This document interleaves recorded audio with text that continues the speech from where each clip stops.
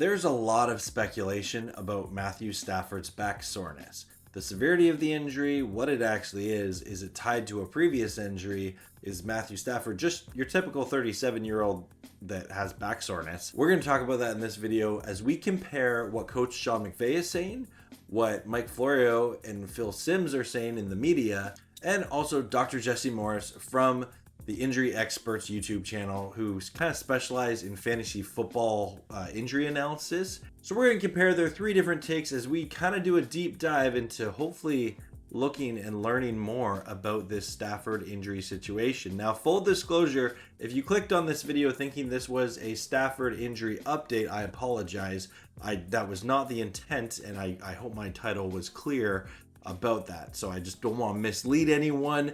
This is really looking into the information that we've been given as fans, and hopefully we can form our own opinion from that information. Anyway, I'm glad you clicked on this video. I hope you have fun with it. Feel free to talk to me in the comments below. Let's dive in, starting with Coach Sean McVay. So this is Coach Sean McVay. DeMarco Farr is asking him about Stafford's situation. And we'll just dive in here. What's Coach saying? Been really pleased with those guys, and it's been good to be able to get Pooh back in the mix. I'm trying to come up with a question you haven't been asked about Matthew Stafford yet. Yeah. About your quarterback. Well, then let's go ahead and not. Well, how do you prepare an offense when I guess your guy's not there? Well, here's the thing. When he does get back out here, there's nothing like watching number 9 operate, and the rapport and the communication, the nonverbal understanding. You know, I love him, and I feel really fortunate that he's leading the way. So pause there. When he does get back out there, optimism, okay? That's reason to believe. And the reality is, even if Stafford was healthy, we wouldn't see him in the preseason. We know that.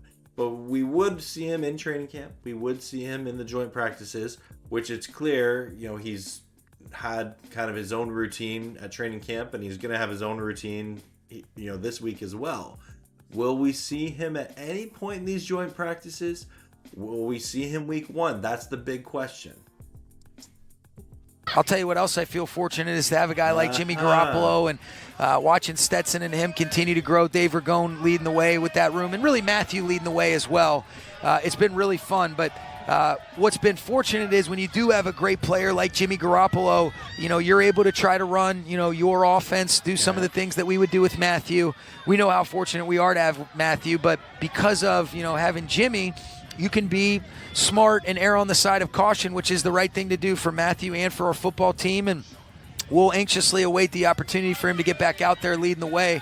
But I do think that... we'll continue in just a second. So again, a little bit of deflection there by Coach Sean McVay, you know, bringing up Jimmy G. And I think that's media savvy, personally. But is he trying to tell us that, if we don't have to... put Stafford in a situation, we're really glad we have Jimmy G here, and if Stafford can't play week 1 or further, then we got Jimmy G leading the way, right? McVay has been pumping Jimmy G's tires a lot this offseason, but really since the Rams signed Jimmy G last year, McVay loves Jimmy Garoppolo. Anyone who's watched the Sean McVay press conference, any chance he gets a chance to pump up, Jimmy Garoppolo, he does. You know, if you look at it as a half glass full, you say, all right, we want him out here, but in the meantime, these guys are getting better, and then number 9 will be ready to go and lead the way when the time is right. So again, that's Coach Sean McVay. That's him giving. He's the face of a team, right? He has to talk to the media. He's talking to JB Long. He's talking to DeMarco Farr, who, again, they represent the Rams. And I love JB Long. I love DeMarco Farr. They're two of my favorite Rams personalities on their media team. But let's tell it like it is. They have to represent the organization in a positive light. Like and it's their job to get fans excited and to, give us information that keeps us more involved in this franchise, in this team, because we're passionate. Some of us are maybe too passionate, not us. But all this to say, I think that Sean McVay is doing a good job at conveying that they have a plan in place for Matthew Stafford, and they have to wait for certain benchmarks to be cleared before they can, clear him for throwing, clear him for being on the field with the team, right? Glad to hear he's still, working out, doing his thing, on the sideline or something like that, and that he's present there. And you see him, he's still talking to players, he's talking to people. He's present, right? Like Stafford's not, at home healing. He's there. But let's go over to Mike Florio and Phil Simms and see what they have to say, because it's a little bit different. I mean, Chris Simms. I always mess. Phil Simms is his dad. Chris Simms is the guy on Pro Football Talk with Mike Florio. Okay, anyway, talking about Coach Sean McVay. This is a short clip. Let's react to it. Matthew Stafford, who is, 100 by NFL player terms at the age of 37, but he just keeps casual shot at Stafford's age. Going. He's got this back issue that has him week to week, and there is an ominous feel anytime you hear week to week. But at some point, week to week becomes the week when he that's a really good point, because when it was first day to day, that was like, oh, okay, he's managing. But when Sean McVay said, oh, I should have said week to week, that's when this whole thing escalated, and like I went from a 2 out of 10 concern to a 4 out of 10 concern. But that's a really good point. Returns, and we're 5 weeks away from week one. There's been some things that Sean McVay has said recently that kind of cracks the door open that he could be back. Not this week.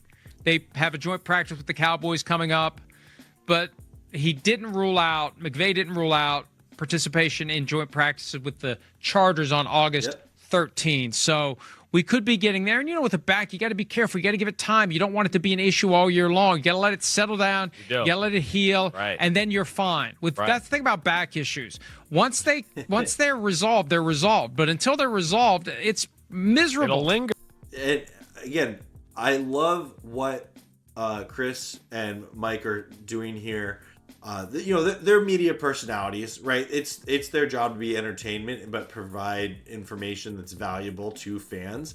And I think Florio right here is doing a good job of actually providing a little bit of optimism, but watch where this goes.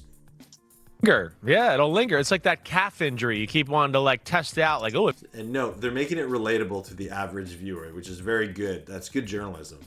It feels pretty good. Let me test it out. Ooh, it's still not there. Man, here I am 10 weeks later. It's still bothering me. Same thing with the back. If you don't let it calm down and totally just get out of the way, you're going to feel it all year. And like we talked about last week, Stafford, the way he throws the ball, the aggression and the power in which he throws the ball and the torquing of that body, that's tough on a lower back. It is. That's why you've seen quarterbacks through time have issues with the lower back. Troy Aikman's had it. I've had it. A bunch of people have had it because of that. And just doing that process of twisting and throwing over and over and over, it can be hard on your lower back. But some good progress, and hopefully he's back here. And then so Chris Simms once again making it relatable, bringing it down to layman's terms, as they say.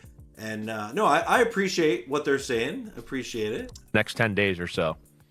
That's what ultimately ended Tony Romo's career prematurely. That too, right? Troy Another Aikman one. Saying at the time, I didn't retire when I retired because of concussions. Everybody thinks it's concussions. I retired because of my back. Right. And you think of all that stress and pressure that is put on that area. See, and again, I find this so interesting. At the beginning of this, they're providing optimism, making it relatable. But then Florio just 180s and brings up Tony Romo and why his career ended. Your body as you're going through the process of dropping and spinning and planting and the guys that did it for all the years on green cement, it takes a toll. Even on today's artificial turf, it takes a toll, and that's what the Rams play on, and Stafford has been playing since 2009. It's amazing he keeps going, and he'll be out there week one. Yeah. He'll be he regardless of how gingerly he may be moving, he'll be out there and he'll be firing piss missiles, and the Rams will be just fine. And if they don't have him, they'll have Jimmy Garoppolo, which would be a hell of a story when the 49ers and the Rams get together twice this year. Also, Jimmy G throwing the ball to Devontae Adams, who clearly was not a Jimmy G fan when they were with the Raiders together. Right. I know. Yeah, there's a lot of good storylines there in L.A. And, of course, we think they're a team that's in the Super Bowl conversation, and what we saw at the end of last year and how young they are and that quarterback and that coach. So, hopefully Stafford's out there. You want to see the best teams at their best here. And like we said last week, he's a guy where I'm not really worried about it yet. He overcomes these things quite often, and he's the ultimate soldier when it comes to getting out there and playing. So once again, I find that very interesting what they had to say. Different. I feel like McVay's was more protective in what he said. He was more cautious in his words, representing the Rams and the organization and Stafford in that situation, because we haven't really heard from Stafford. But then Florio and Sims here, they're able to kind of shoot the breeze a little bit. And I appreciate what they had to say. They provided some optimism. And you even saw Florio. He's like, oh, he'll be out there week 1.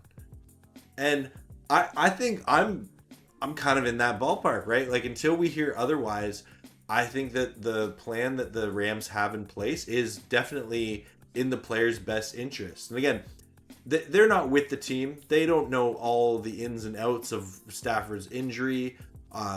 No one really does, except for Stafford himself and his medical professionals that he's speaking with, right? So I appreciated, though, what Florio and Sims had to say here on Pro Football Talk. I think it was very beneficial. But I want to contrast that with one more clip. And again, shout out Dr. Jesse Morris. Appreciate all that he does, in updating fantasy lineups. I'll link his video in the description below. Make sure to go check out his full video on preseason injury updates and subscribe to his channel. But let's hear what a doctor has to say.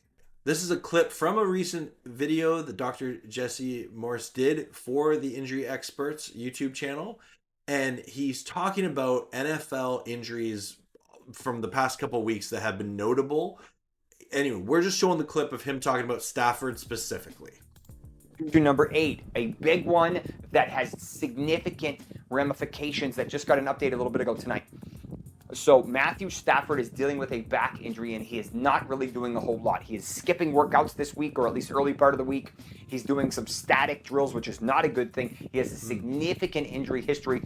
It's insane. I found that really interesting, because you'd think that if it wasn't a good thing, the team doctors would have him, doing it. But I think he means it's not a good thing where he's not specifically training, right? He's not specifically with the team. And you can check out my Twitter if you want to see it. But he has multiple back injuries as part of that. Fractures. Wouldn't be surprised if he had herniated discs. He had a neck issue from a couple years ago that could have been potentially career-ending, but he decided to get it addressed and then continue to play. The issue I have with this, we don't know specifics. Yep. This is early in the season, and if he's not right yet, he hasn't even been hit yet. So that's a really good point, especially the no-hitting thing. But for some more context to what Dr. Jesse Morris is saying there, let's check out his Twitter page where he talks in depth about Stafford's injury history. Matthew Stafford update back. Visited one of the top spine surgeons and Rams back doctor, Dr. Robert G. Watkins. The team has decided to take a week-to-week approach with Stafford's recovery. Notice that it's not day-to-day. Yes, well noted. He's doing really well. We have a really good plan in place, McVay said. Nothing that's changed in terms of a setback. I probably spoke a little bit too soon, but the ultimate goal is Houston in week 1 and being mindful of that. So we'll take it a week at a time with that. It does not worry me, McVay said. So he's quoting McVay's press conference here. But anyway, let's go back and dive in. This is what Dr. Jesse Morris has to say. Stafford has a history of back injuries, and the greatest predictor of future injuries is past injuries. He suffered broken bones in his spine 2 times during his tenure with Detroit. 2022 season was cut short because of a spinal contusion. At the young age of 37, once Stafford starts to ramp up, he really won't get a break for more than a couple days until at least January. Sounds like the team is being extra cautious, but I definitely have some concerns in terms of pain and mobility, especially since it's already bothering him and he really hasn't done any significant work on the field or been able to be hit yet. This may be enough for me to pump the brakes slightly on my love for Puka Nacua. Yeah, he's talking from a fantasy football perspective, so I totally get that. It's interesting to hear his, again, it is his opinion in his medical, profession. So I definitely appreciate that. And, I keep that in mind as I form my own opinion and context about Stafford. I think at the end of the day, it is important to note that Stafford, though he is 37 years old and the injury concerns are there, he also has a history of recovering really well from injuries. And so I think that Stafford in this situation can recover well from back soreness. And I'm looking forward to seeing him play on Sunday and hopefully have the career year that we've always dreamed of for Stafford. That he'll post one of his best seasons as a 37-year-old quarterback. And, I think back to, I did a video a couple weeks ago that talked about, the history of quarterback success at age 37. And you look at like Peyton Manning, Tom Brady's had success. There's other high caliber quarterbacks that have had success at age 37. And I think Stafford can be one of them. He definitely seems a little more concerned. Now, I think it's important to note that we don't have specific medical information about Stafford or his back or anything. And we don't need to at this time, right? All really fans want to know is, can we expect to see him practicing with the team? Can we expect to see our favorite players week 1? And by all accounts, I think that is going to happen. However, I do appreciate the caution that Dr. Jesse Morse is bringing up in this video here, talking about Stafford's injury, talking about the back soreness, talking about that it is concerning that he's not in training camp. He's not completing passes to his receivers. He's not throwing. And I think it's important to note that the longer he's not in training camp doing this thing, the more concern there is. And I can't help but get flashbacks to 2022. If it was a total no-go, like it's not going to happen, or even if he's going to miss any significant amount of time in the season, I feel like they would say that, right? And I think that the Rams are being cautious with him, and they'll continue to be cautious with him because they care about their success for the entirety of the NFL season. And if Stafford playing, 17 games is at risk, I'd rather he only miss 1 or 2, right? And so if keeping him out of training camp, keeping him out of these joint practices with other teams are protecting him so that he can be the best quarterback for the Los Angeles Rams possible, then I'm all for it. I'm all for it. And I think we can look back at this time and be like, yeah, that's just really good player care. That's good coaching. That's good, just managing, injuries for an older player. But if there is a chance, and I think this is what the real fear is, that the injury is more severe than we know. And again, I don't want to add panic or anything like that. We don't know the severity of this injury. For everything we have seen from Sean McVay, because that's really the only one that we're hearing from any significant, information about, it seems like they're just being overly cautious. And like what Florio and Sims were saying, he'll be out there week 1 versus the Texans. And I think what I learned from watching these 3 different takes, and as I contrast them, you have Sean McVay, who represents the Los Angeles Rams, and his job is to speak well of the players, speak well of the organization, but also communicate information that's relevant to the team. Where the media of Florio and Sims, their job is to speculate. Their job is to, explain things on a, more kind of down to earth level, and feel like they're talking with you. They're removed from it. Now, Dr. Jesse Morris, he is giving his expertise, and he's not part of the a journalist media cycle. He has a YouTube channel, and so kind of part of the media in that way. But like for him, he's just giving his honest opinion about, you know, his experience with back soreness and his education. And so you have that kind of those competing narratives there. And I don't know exactly where the truth is in all of that, but I do think it's very interesting where if you contrast the coach and face of the organization to the media and someone whose job it is to keep the organization accountable, and then an expert who's kind of giving his opinion of, hey, like, you're spinning your media cycles, but this is kind of the way I see it. And so I'll be interested to see how this story develops. I think there's still a lot of puzzle pieces that need to kind of be placed before we know exactly what's going on. But let me know your thoughts in the comments below. My general thought is I'm still at that 4 out of 10 concern.